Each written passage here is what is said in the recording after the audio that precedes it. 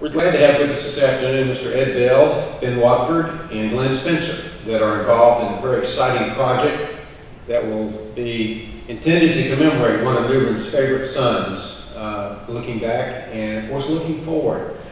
So, Ed, if you would kind of tell us a little bit about how this project got started and a little bit about it. Yeah.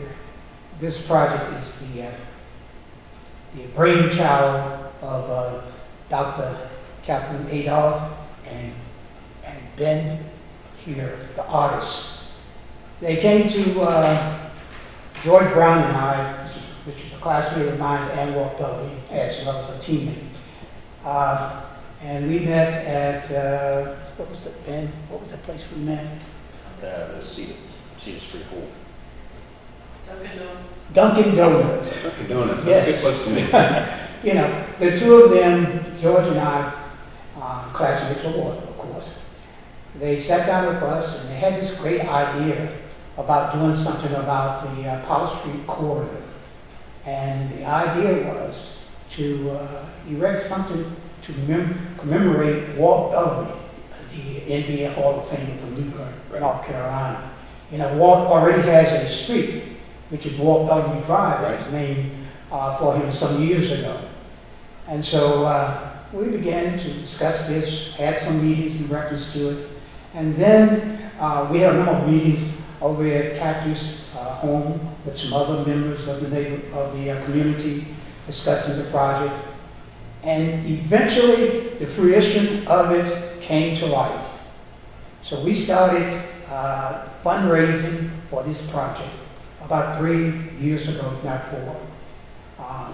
And I can say with a great deal of pleasure, we started out with a goal of $50,000 to complete this project.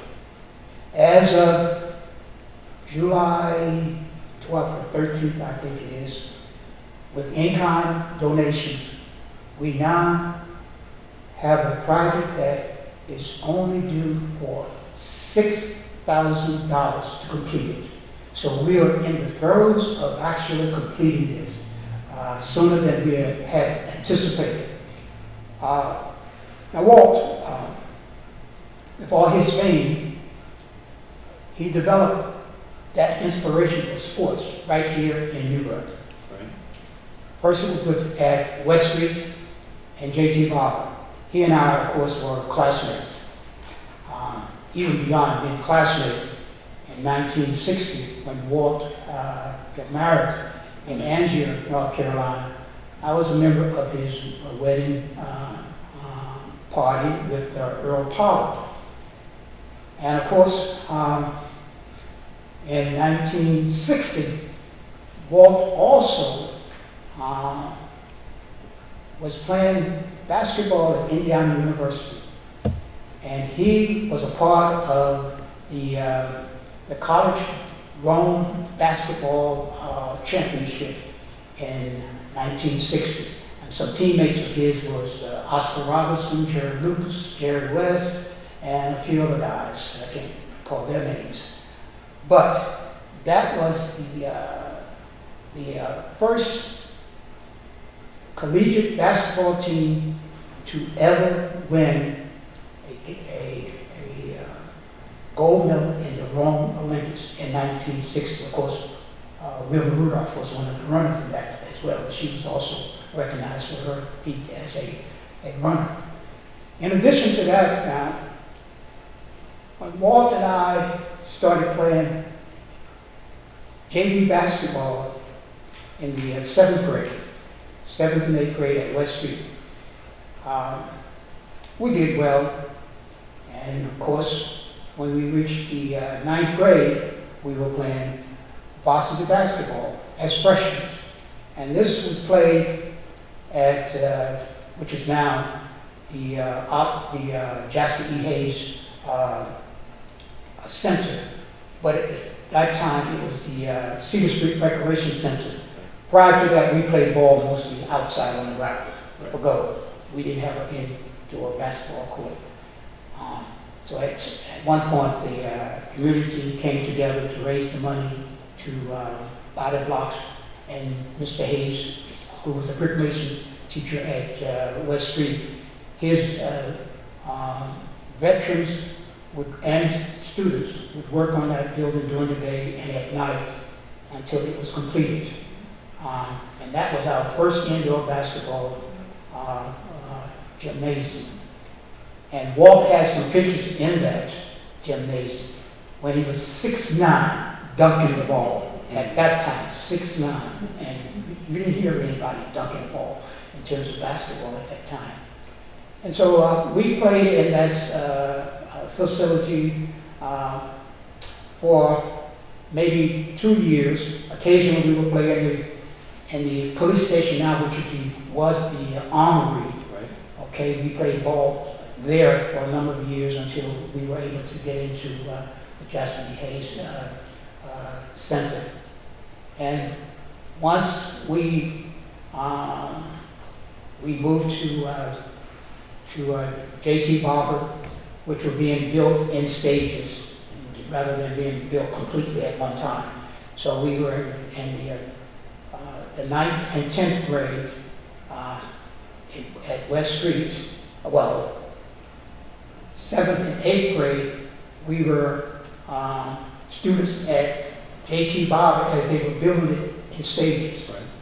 Then in the 9th and 10th grade, we went back to West Street as freshmen and sophomores, and of course on the basketball and football team. We were a part of that 1953 Eastern Division championship game that was hoping to become state champion. And we were playing against Carver of Winston-Salem in 1953. We lost that game 47-6. It was a humiliating situation. But I think the reason we lost that game was because at the time, I think Korean veterans were going to school. And so these guys were playing on the team. And that was why we lost that game in such a lopsided score. But freshmen on that team with me, George Brown, William Dixon, and a few other guys, and Reuben Best, we made a pledge in 1953 that before we graduated from high school, we would win the state championship in football and basketball. We were a AAA team, the top in that division at that time. And of course, everything was segregated as well. And so in 1956, we played our state championship game at Capers Park, and we won that game 14-13 against High Point, North Carolina. That was an amazing feat, but we only accomplished half of what our goal was as freshmen. So the next part of that was to win the state championship in basketball as well. Right. And we got very close to that. As a matter of fact, we came out in 3rd place at North Carolina Central College at the time. We lost that game to the Little Blues of Raleigh, and we lost it by, I guess it was 2 points. However, Walt Bellamy had scored 20 points up to the 3rd quarter, and he was fouled out in the 3rd quarter. Now, the referees at that game, we were playing the Little Blues of Raleigh, and the referees were from Raleigh. And we were from, as they would call it, we were from the sticks. New Bern, small town in terms of Raleigh. Okay? So, we lost that game by maybe 1 or 2 points. It was a devastating feat for us because our goal was to win the state in basketball as well. So, beyond that, when Walt came back from the Rome Olympics, he was drafted by the Chicago Packers. Chicago Packers. And he was Rookie of the Year. He played for the Chicago Packers, I guess, maybe 1 or 2 years. Then he went to the Baltimore Bullets, and Wes Unseld was on that team with him. And then he went to New York Knicks, Willis Reed, Bill Bradley were on that team with him. I can't think of some of the other guys. I think Clyde Frazier was on that team as well. But he played a number of years with the New York Knickerbockers. Then he went to Detroit Pistons. He played there for a while. And then he went to the Atlanta Hawks, and he played with that team for a number of years. And the final team that he played for was the New Orleans Jazz. Pistol Pete Maverick had played for that team as well. But that was a team that he ended his career in terms of a basketball career. And I believe he played for, was it 14 years in the NBA? Yes, 15 years. 14 years or more. And of course, in 1993, Walt was inducted into the NBA Hall of Fame in Springfield, Massachusetts. And of course, I had the pleasure of being there to support him in that, as well as my wife, Patricia Bell, and my young son, Edward Graham Bell, the second, who was about 10 years old. And of course, his mother was there, his father, and he was from a banana split family, and I can get into that a little bit later. He was from a divorced family, but his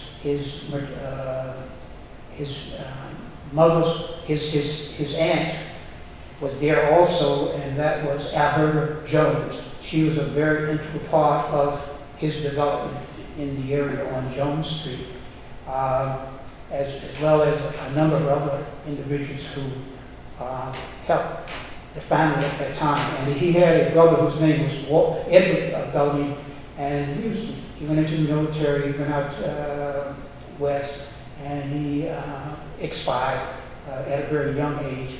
However, Walt, when he was in the NBA, he was a very, very studious and caring person for his family, knowing where he had come from. So I recall when his mother was living in Brooklyn, Walt gave me a call, and I was in Nassau County, and Walt gave me a call. He said, "Ed, I'd like you to do something for me." I said, "What, champ?" That's what we call each other, because we were champion. He said, "I would like for you to go to Brooklyn and check out this house that my mother is looking at in terms of possible purchase." So I went over and checked it out. I thought it was a very sturdy building, and I recommended that he purchase the house for his mother, and he did. And so she lived in there quite a while until she moved to Atlanta, where Walt was residing later in life. During that time, also, Walt was very, very supportive of his family. And his father remarried, and they lived in Vanceboro with his new wife. And from that union, there was a son who was Derek, who was born into that relationship. And his uncle, I can't think of his first name, but he also lived in the same area in Vanceboro. Unfortunately, all of those individuals, other than his brother, his stepmother, his father, his uncle, all died in Vanceboro. And Walt would come down to each one of those, and stay at my house at 1718 Delahunt Street here in New Bern. And he was very supportive of the family, and of course his half brother Derek As a matter of fact, Derek was at one point a police officer here in New Bern. Okay. Yes. Now, in terms of Walt legacy, he not only was a member of the NBA Hall of Fame, Walt also was a member of the Indiana University Hall of Fame. He was also a member of the West Street JT, wait, let me back up. The New Bern West Street JT Bauer Athletic Hall of Fame. That was inclusive in terms of all of the schools that were here in New Bern at one time, which I am a part of myself. The second class, Walt was in the first class, I was in the second class, and having had the honor of being the vice president of that organization as well. You know, in terms of my, I was captain of the state football team, I was captain of the basketball team, and so that is part of my legacy in terms of going into the Hall of Fame. In addition to that, Walt is also a member of the North Carolina Athletic Hall of Fame. He is a member of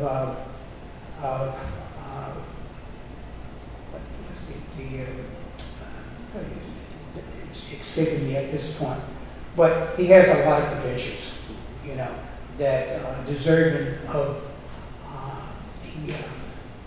the 22-foot interactive monument that we are about to build for him here in New Bern, with 2 panels that will encapsulate all of his goals in terms of NBA basketball, in terms of the Olympics, in terms of other kinds of organization that he was prominently a part of. Right. So he has left a legacy not only here in New Bern but in Atlanta as well. And you know, I'm very proud to have had him as a friend, as a classmate, and of course during the time of his demise, my wife Patricia and I, we were in Atlanta for that service, and I did speak at that service on behalf of the New Bern West Street K.T. Bowden Athletic Hall of Fame in honor of Walt. Being one of he was the first to be inducted into that, as a matter of fact, with Coach Caruso and Aaron Pete Martin. They were the first 3 to be inducted to the New Bern West Street K.T. Bowden Athletic Hall of Fame. Well, that's all great information, the history and the legend of Walt Bellamy, favorite son of New Bern. Mr. Ben Watford, president of the James City Historical Society, tell us about your role and the involvement of the Historical Society in this particular project, if you would. Yeah, I was really pleased when Dr. Adolph came to me and asked me if we would sponsor the Walt Bellamy project. We are a non-501c3 nonprofit organization. But our goal, we're called a historical society, but we are much more than that. We will sponsor any organization that's designed to improve the community, to make the community better. One of the things that the James City Historical Society has done just in the last month was write a grant to the Bate Foundation, which was granted to buy 10 computers for the community center in James City. Because what we found was the kids were going to school, they weren't computer literate. And that's, in this day and age, it should not happen. Right. So they're coming from families without computers. So that was one of the projects. But the project, the project for Walt Bellamy is coming under the auspices of the James City Historical Society. Right. And we're unbelievably pleased to be able to do this. We enjoy working with the community projects, doing things for the community, and that's what the James City Historical Society is all about. And we understand this $50,000 target targeted amount to fund this project. We're just $6,000 shy of that, and we'll be able to get there, I'm quite certain of that. But, so this is an ongoing project. And we also have with us Glen Spencer, who is the sculpture artist involved in helping to design the layout and the commemorative sculpture of the project. Glen, can you tell us a bit about that aspect? Right. I was first involved in the project. Basically, I was approached by Dr. Catherine Adolf and asked if I could submit a proposal for a sculptural park in memory of Walt Bellamy. Basically, this was probably 4 to 6 weeks after he had passed, and thanks to the kindness of the Vulture family, who had offered to donate a piece of land, which was on the apex of Jones and Liberty Street, which is one of the entrances into the Walt Bellamy neighbourhood,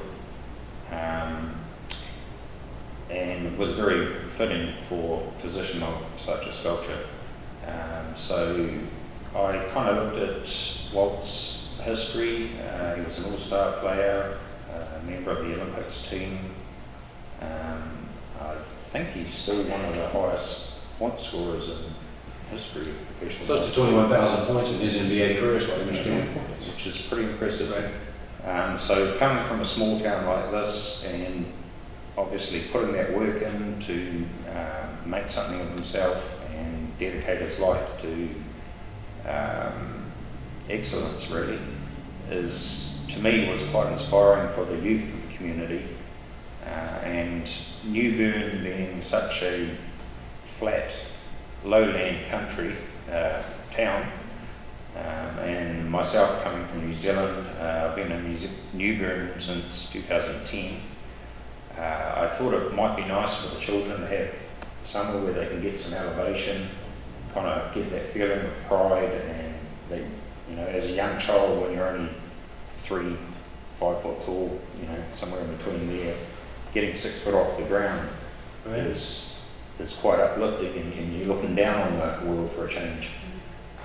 So that's kind of what inspired the sculptural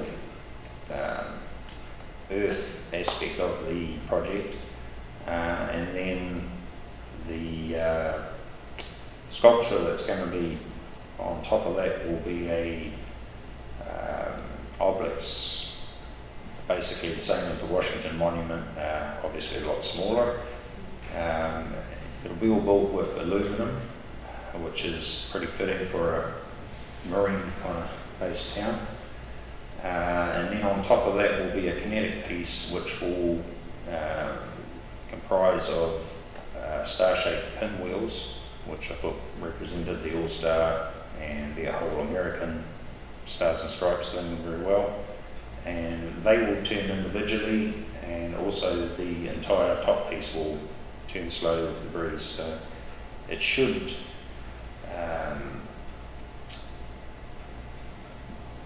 offer something for the children to kind of wonder how it works and think it through and watch it, and hopefully kind of inspire them that thinking outside the box is kind of something that is okay and can be done by anyone. And the fact that Walt Bellamy brought up in that same neighbourhood and became one of the greatest players in American basketball, anyone can do it. You just got to be inspired and put the work in. Ed, going back to Walt's career in basketball, did he always play the same position? He was a pretty good-sized fellow, about 6'11", 225.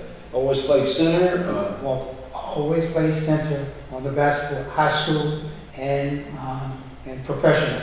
Now, in high school, at the Cedar Street Recreation Center, as I mentioned before, at about 6'9", Walt was one of the top scorers in the state, about 690 some points at one point, and he was part of a statewide basketball team at that stage because of his excellence in his scoring. But he was slim beam, so as we would say, very thin at that particular time.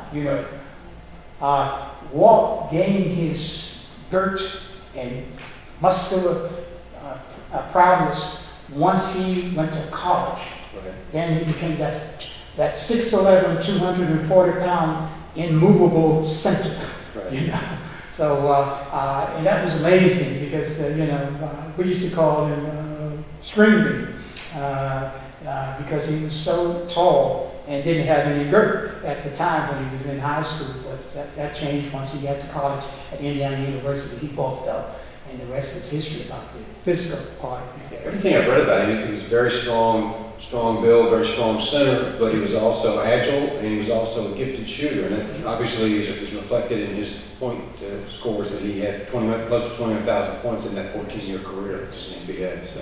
At one time, he was one of the top leading scorer in the NBA.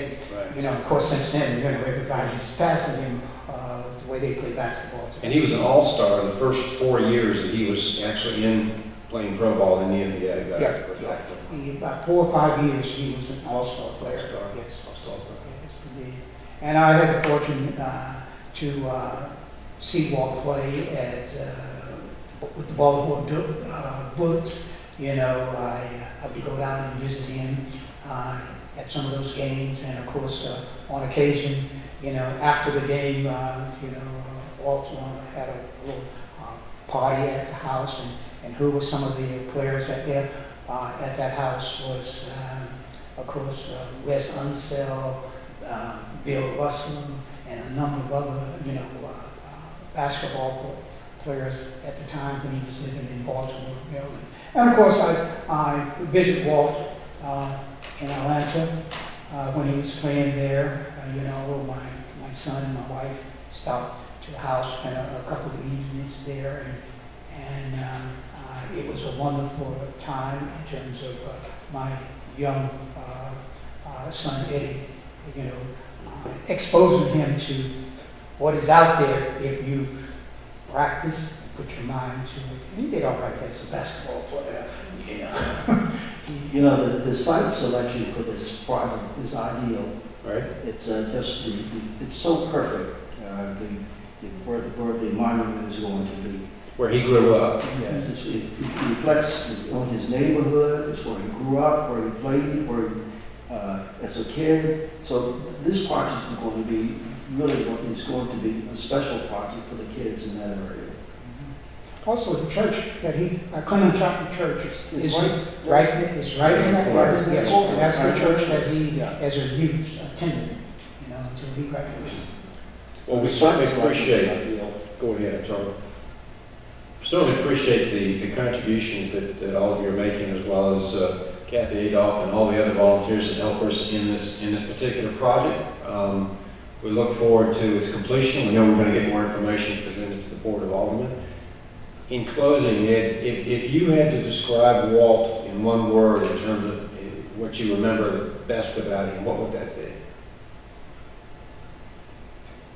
Walt was a jovial, honest, caring person. Very good. The legend and the legacy of Walt Bellamy. We appreciate y'all being here today, and we look forward to the completion of this project. Thanks so much for joining us. Thank you for having us. Thank you.